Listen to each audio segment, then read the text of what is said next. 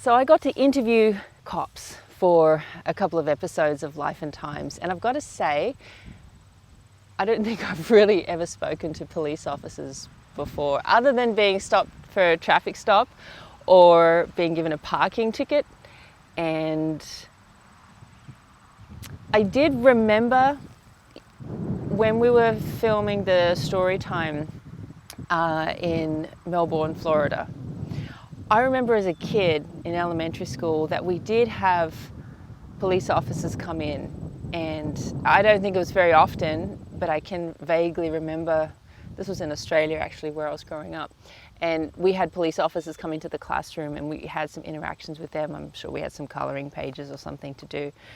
But other than that, I don't think I've ever spoken to a police officer outside of being in trouble, where I'd done something wrong, like, or I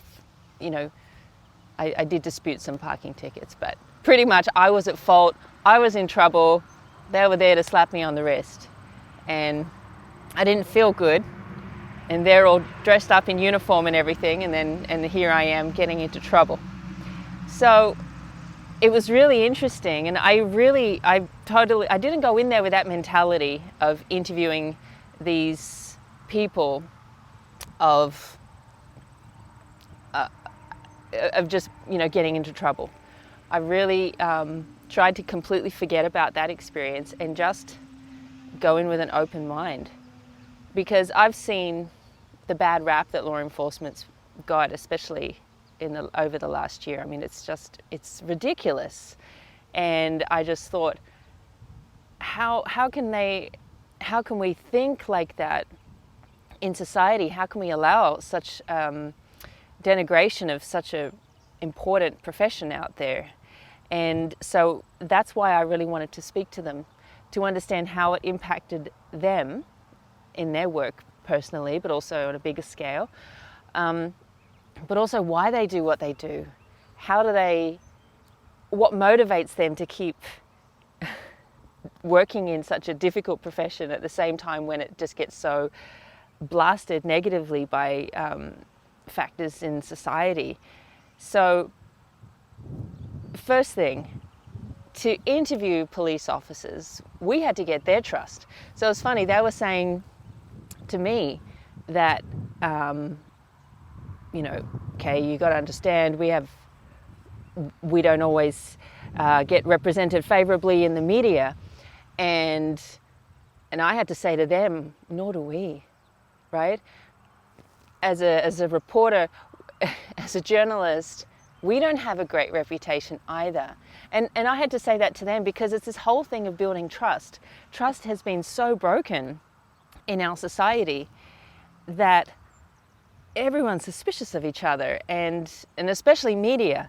So I've found often that it's kind of difficult to get people willing to go on camera to speak, and we've been really fortunate that we've been able to interview so many amazing people. I think we've interviewed like 120 people in 13 states in the last 6 months, and a bunch of those were law enforcement officers, some retired, some still actively serving. And I got a new perspective. I can't say that my perspective has changed, because I still, if I do something wrong, I'm likely to have a law enforcement officer come up and tell me I did that wrong in a traffic stop or something. That hasn't changed. But my perspective is more broad. I'm now able to think about them and what their experience is. Get this right. So one of the officers in New York says to us, our duty is to serve and protect. And I'm like, what? Say that again. Because I forget that. This is what we see in cop movies and things like that. I mean, how many cop shows and movies have we seen? Like, Hollywood loves those shows, and so do we. But to serve and protect is something that we forget, and especially now when law enforcement is under huge criticism, the service part is often forgotten. from us, and we're part of the same community, so it doesn't matter whether it's it's not. I'm not just saying law enforcement. I'm not saying law enforcement's forgetting or we're forgetting, because we're on the same side. So I don't see it as two different sides, right? We're on the same side. Serve and protect. They're going out there to do that for us, for you, for him, for her, for them. They're doing that, and we forget that. So that's their role in society, the society we live in. So it was really quite an honor, actually, to be able to gain the trust of law enforcement officers in 2 cities. We interviewed in 2 cities. I would love to interview all across the country, and maybe one day we'll get to that. Our show is not just on security, so we can't just focus on law enforcement, excuse me, but we managed to get a few episodes in this season about that, which I just think is an important topic. It's a sign of our times, right? Our show is Life and Times. So we were able to look at the lives of police officers in our times today. You'll see that in 2 episodes.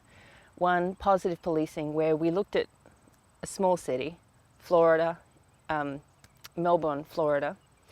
And the following episode, you will see, is New York City, New York. Very different, completely different. And we've seen comments, thank you to everyone that's been commenting on their first episode on Positive Policing. We can see that you've got different experiences with police officers, just like us.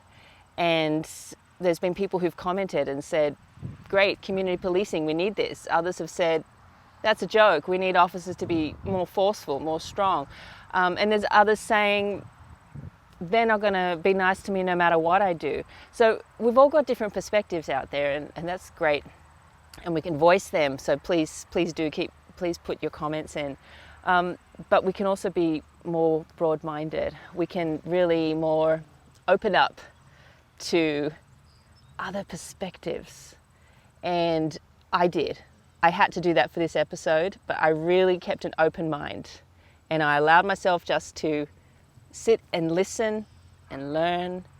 And then we took those interviews, hours and hours and hours of interviews with law enforcement officers, and we distilled it into 2 episodes that you get to watch on Life and Times.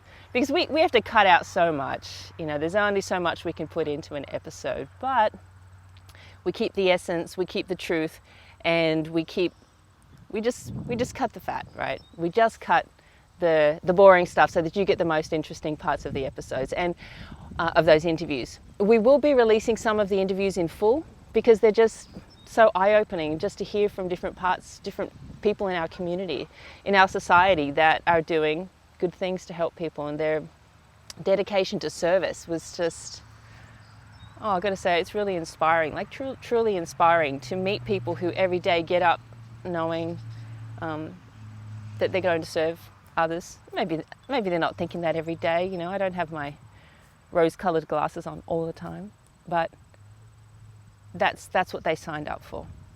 And I think we need to remember that as a society. There's always going to be different experiences that we have, and we should be able to share that.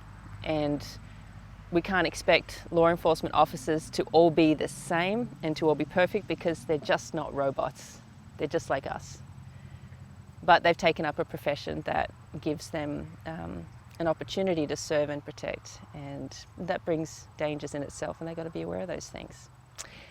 So that's the behind the stories of our 2 episodes on policing. So first one out already, Positive Policing. Second one out, The Hearts Behind the Badge. That's New York. Stay tuned for that. Please leave your comments below. Let us know what you think. If there's an aspect to the story you think that we might have missed, questions you think we should have asked. Maybe we did, but they got cut out in the edit. Tell us anyway. We'd love to hear from you. Give us story ideas if you have anything going on in your community. We love being able to get to the small towns and to the big cities. So tell us what's going on in your area. What is an important life in your area? Who has an important life in your area that's connected to the times of today all across the country? Let us know. Don't forget to share, like, subscribe, all that stuff. I have to say that because If people don't know about the show, they're not going to watch. So if you like what we do, please tell us and please share with other people. We'd love to hear from you. And till then, until next time, have a happy, safe week. Take care.